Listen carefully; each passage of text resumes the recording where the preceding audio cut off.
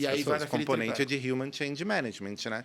A gente tem que fazer gestão do capital humano, assim, a gente precisa gerar desejo, engajar as pessoas, comunicar, capacitar, retroalimentar.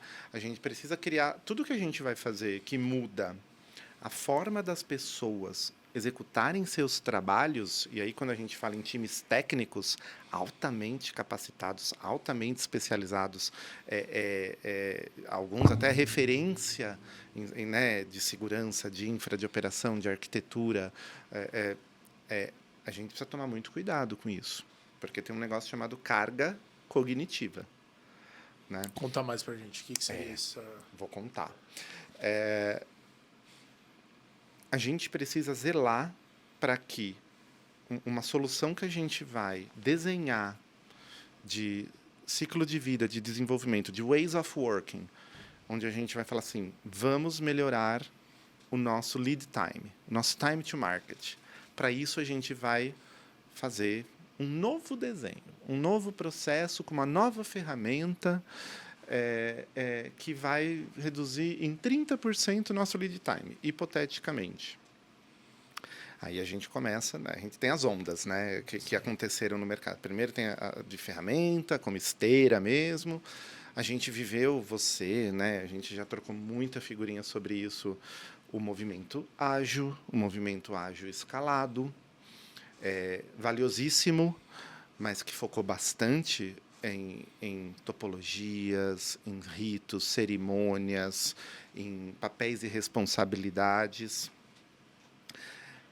Tudo isso, Gaud, se a gente coloca no componente, ali no caldeirão de Ways of Working, e eu não gerencio essa mudança com o olhar, calçando o sapatinho do meu cliente interno, que no caso Que é o que vai estar quem passando por esse entrega, processo, quem entrega. quem executa, Aquele que adiciona valor ali na... quem está na trincheira no dia a dia, desenhando produto, desenvolvendo, codificando, testando, colocando em produção, estabilizando, monitorando. Sabe, se a gente não tiver um zelo por esse colaborador da tecnologia, a gente pode fazer um crash no sistema. Causa ruptura. Por Aí quê? é onde a carga cognitiva... Porque eu aumentei a carga cognitiva. Ele vai dormir uma coisa, ele tem que acordar outra. Antes ele fazia de um jeito, agora ele faz de outro. E aí falha, Gaudi. Aí a gente vai falhar. Sim. Então, a gente olha muito esse componente, né, de trazer eficiência, de trazer fluidez para o trabalho, de make sense, de fazer sentido para essas pessoas. Como que a gente fez isso? A gente fez isso com um bootcamp com mais de 440 pessoas de solução ouvindo essas pessoas. Então a gente não faz isso num movimento top-down, onde o Olimpo vai lá, se reúne uma cúpula e a gente desenha, ou a gente chama uma consultoria mega especialista e fala, vocês têm que fazer isso, conduz isso como um programa. Né? Não é um projeto de transformação digital. A gente fez ao contrário. A gente foi lá e deu voz às pessoas. Relatos, queixas, narrativas, anticorpos.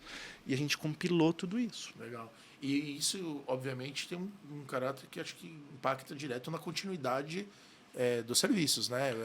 Não estou falando de arte, eu estou dizendo o seguinte. Se você mantém essa estrutura equilibrada, uma sustentabilidade, vamos dizer assim, e consegue fazer, você evita esse crash. Porque senão você pode criar um impacto de fato que vai tocar na ponta ali no cliente. Essas oficinas de trabalho, onde a gente facilitou para dar voz e ouvir essas pessoas e entender suas narrativas, nos deu de presente 1.808 narrativas. Cara, que são dores. Então, backlog a gente tem para uma vida. Sim. Olha assim, aí a gente clusterizou isso com o apoio do meu time, mas também usamos inteligência artificial para juntar as coisas, né? E sai aquele insight sensacional. Então, e daí o que a gente fez, né?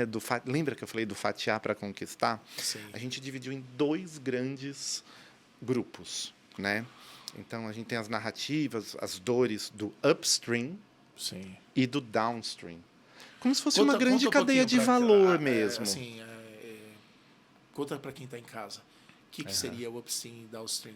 Um está posicionado em que sentido? Até onde que vai cada parte? Legal. Por que tem essa necessidade desses dois motores meio que sincronizados rodando aí?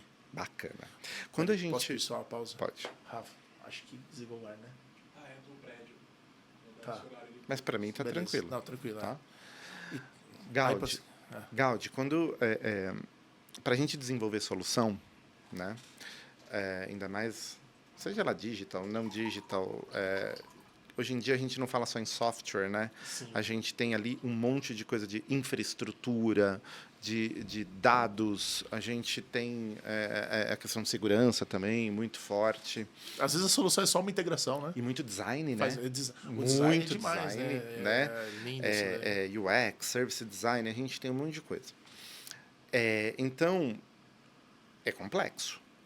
Vamos dizer assim, é uma engenharia que ela é complexa.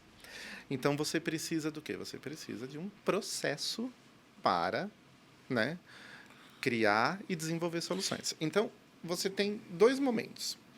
Quando você está ideando, quando você está imaginando, quando você está falando assim, precisamos resolver tal problema, ou temos tal oportunidade de negócio, como que você vai criar aquela solução, que cara que ela vai ter, qual é a arquitetura daquela solução, tudo É nesse momento que entra também, por exemplo, parte de valor, assim, identificar Com certeza. qual que é o valor e tudo mais? Com certeza. Você fazer as pesquisas, você tem os requisitos também, funcionais, não funcionais. Que às vezes num modelo não muito organizado, acaba passando, já vai implementando, e às vezes nem fez um teste de hipótese, não fez uma aferição.